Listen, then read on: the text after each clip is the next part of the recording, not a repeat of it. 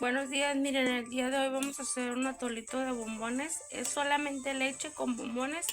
Saben que porque mi hijo trae mucha tos y yo también, y ya anda empezando el otro chiquito, el más chico. Entonces el día de hoy lo que vamos a hacer es este atolito de bombones. Vamos a esperar nada más que se deshaga poquito. Este atole sirve para arrojar las flemas. Miren, le movemos para que el bomboncito se vaya deshaciendo. Y pues ahí va, miren, ahí va.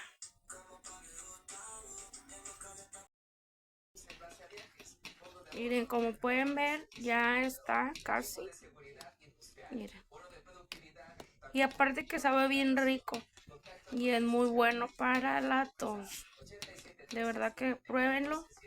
Hacen los niños o a quien vean que está enfermito de la tos, que traiga flemas, que ande tosiendo mucho. Y de verdad que les va a parar la tos. Y sabe muy bueno.